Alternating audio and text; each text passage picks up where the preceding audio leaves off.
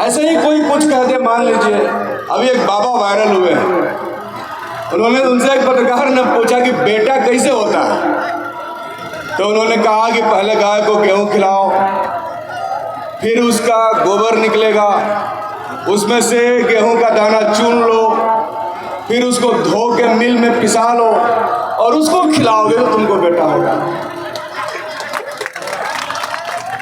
और वो बाबा अभी बिहार में प्रवचन दे रहा है। लेकिन मजे की बात यह है कि हमारे राज्य के तेज तर्रार मंत्री, संसदीय कार्य विभाग के माननीय विजय चौधरी जी बड़ी बड़ी बातें कहते हैं। मेरी बात सुनेंगे, उनको बुरी भी लग सकती है, लेकिन इससे हमें क्या। तो वो जा करके उनके सामने हाथ जोड़ के खड़ा था। आप बताइए, गोबर से दाना चुन करके बच्चा पैदा कराने वाले बाबा के सामने राज्य की सरकार खड़ी हो जाए तो फिर उस राज्य को बर्बाद होने से कौन बचा सकता है। वो शस्त्र की पूजा कर रहे हैं आरएसएस वाले। अभी हमारे यहाँ कोई भी कार्यक्रम होता है तो शांति समितियां बैठती हैं और कहते हैं कि जुलूसों में हथियार लेकर के नहीं जाना।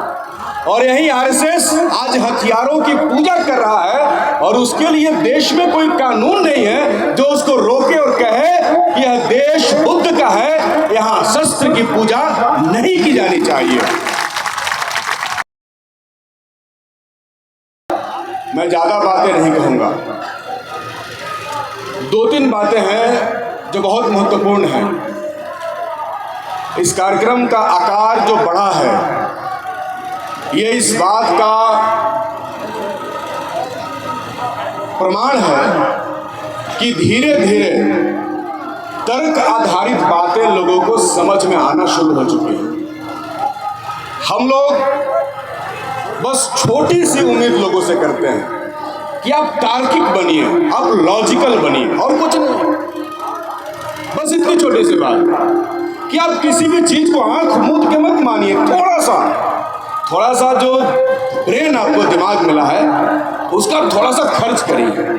ऐसे ही कोई कुछ कह दे, मान लीजिए अभी एक बाबा वायरल हुए हैं, उन्होंने उनसे एक पत्रकार ने पूछा कि बेटा कैसे होता है, तो उन्होंने कहा कि पहले गाय को गेहूं खिलाओ, फिर उसका गोबर निकलेगा, उसमें से गेहूं का दाना चुन लो, फिर उसको धो के मिल में पिसा लो और उसको खिलाओगे तो तुमको बेटा होगा।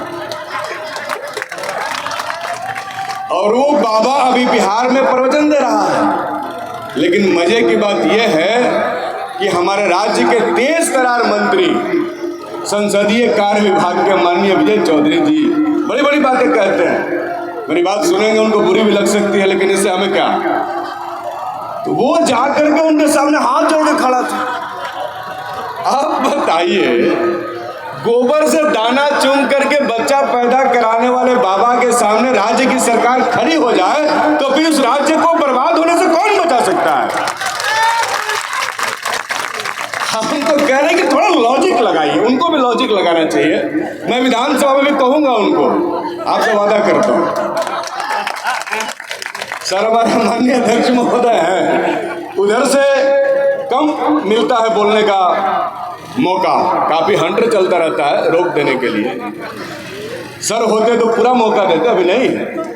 तो जो भी है, मैं जरूर कहूंगा कि राज्य की जनता को अंधविश्वास में नहीं छोड़ना चाहिए।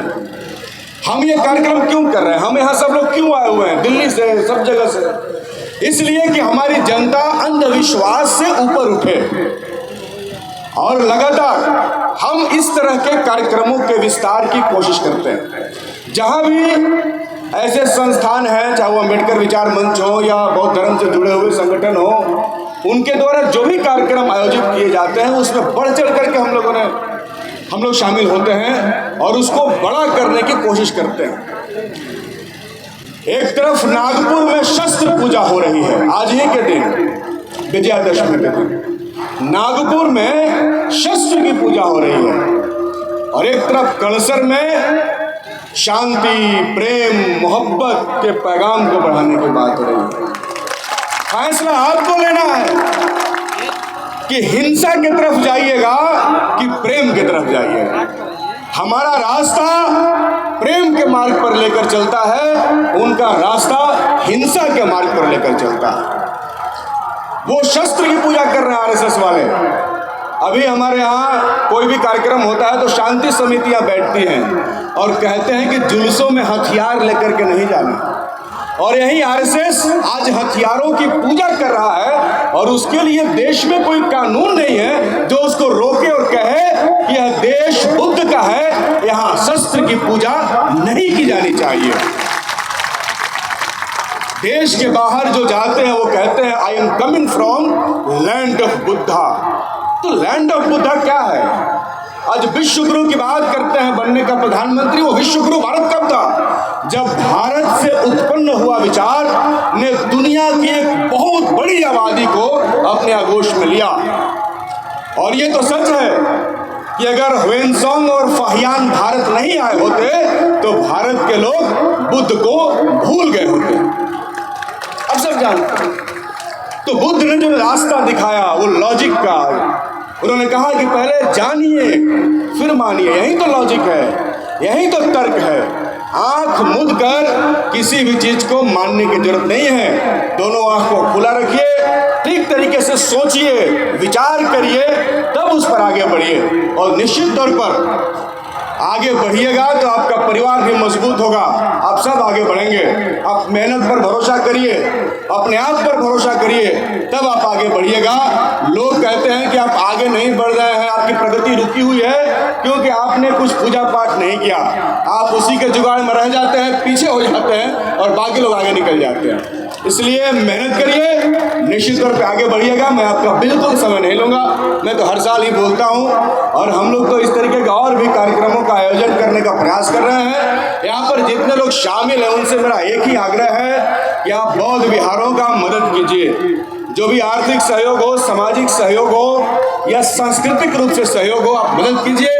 ये बौद्ध विहार आज के दौर में शिक्षा का केंद्र बने, ऐसी हम लोग कोशिश कर रहे हैं। हमारे यहाँ जितने भी ऐसे बौद्ध विहार हैं उनको बेहतर करने का लगातार प्रयास हम लोग कर रहे हैं। सारे भंते जी भाई, ये बिमल कीर्ति जी का प्रयास है कि हम सब यहाँ इकट्ठा हुए हैं। ऐसे ऐसे लोगों की ज़रूरत है। बोध गया से डब्लू भंते जी भी यहाँ उपस्थित हैं। अब सभी लोग नाम हम लोग नहीं ले पा रहे हैं, लेकिन सबका इसमें योगदान है। आप इसको आगे बढ़ाइए। बहुत बहुत शुक्रिया। हमारे और भी बहुत सारे वक्ता अपनी बात को रखने वाले हैं।